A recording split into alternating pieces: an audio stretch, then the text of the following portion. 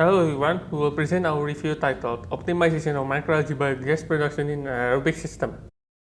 So, the growing population and the increase in technological advancement increases energy demand, but the raw material for energy production has major problems. Therefore, new sources have been searched for. Biogas has been considered to be a good replacement, but proper material and processing must be considered. One potential material is microalgae. This review will discuss different algae optimization techniques and different parameters of bioreactor used in an anaerobic system to optimize biogas production in a large-scale production setting with consideration of effectiveness, cost, as well as efficiency. So let's start with the first procedure, which is to choose the microalgae species and optimizing its spawn. So microalgae are microscopic phytoplanktons that can be found almost everywhere. They are highly adaptable and can recycle CO2. So the efficiency of the microalgae strain is highly determined by their methane yield because at the end of the day, the biogas product is methane. Here is a list of known methane yield of some microalgae strain. The most notable one is highlighted, which is Botryococus brownie. So the microalgae is a green freshwater algae which is extensively used in biotechnology because of its fast-growing abilities. After its genome is fully sequenced by 2017, it's been highly used for biogas production as it has amazing adaptive ability and can produce a high amount of methane yield.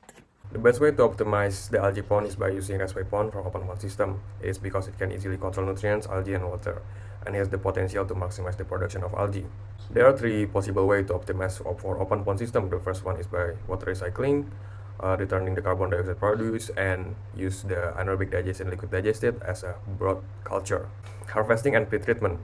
All harvesting procedures attempt to remove as much culture medium as possible, and each technique has their own advantage and disadvantage, but flocculation and sedimentation appear to have the lowest energy consumption and cost. After the algae is harvested, they are pretreated to break down their cell walls and increase biodegradability to increase their methane yield. Two of the most notable and efficient methods are thermal hydrolysis and ionic liquid. The ionic liquid method, however, is very newly developed amidst its advantages. Hence, the thermal hydrolysis method should be done as it increases the methane yield significantly with short retainment time.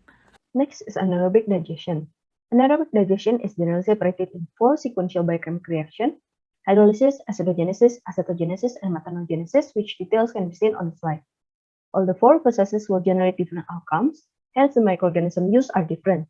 There are more than 50 microbial communities involved in these processes, which details can be found on the slide.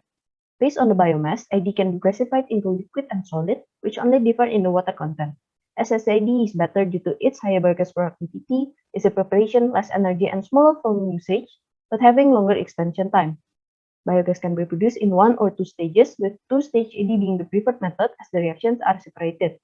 The carbon conversion rate, methane yield, loading rate, and capacity are also higher, but requiring complex design and higher investment costs.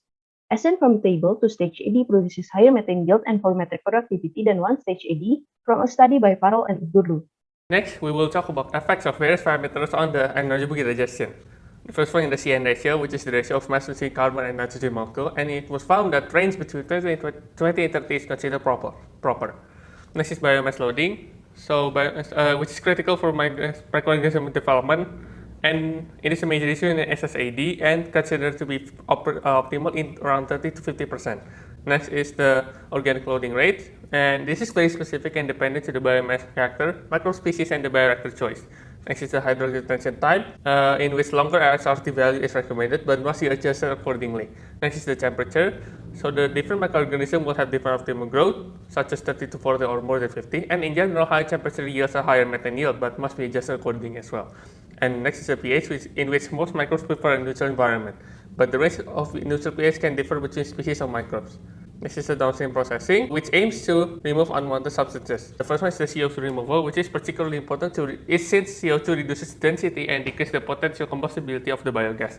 And the treatment to do so can be done using physical or chemical absorption or by cryogenic distillation. H2S is also one of the byproducts that can be found after the upstream process. The substance is highly corrosive and toxic, which can damage the bioreactor, which is why it should be removed. The most efficient way to remove it is through physical and biological absorption, where sodium hydroxide is added to transform H2S before it's taken out in solid form. The method has a very high removal rate and is very affordable and time efficient. Water vapor removal. This process is important because the condensate produced is acid condensate, which can corrode numerous components, and also it can significantly diminish the net calorific value. And the best treatment to be used is chemical drying or absorption, and glycol is one of the most common drying agents. Presence of siloxanes generate hard to remove sediments that may clog bioreactors. Cryogenic separation is the most effective method, which involves cooling the biogas to extremely low temperatures with removal efficiency up to 99.87%. However, expensive investment and operational costs hampered this method. Here are the references we used. That's all from us. Thank you.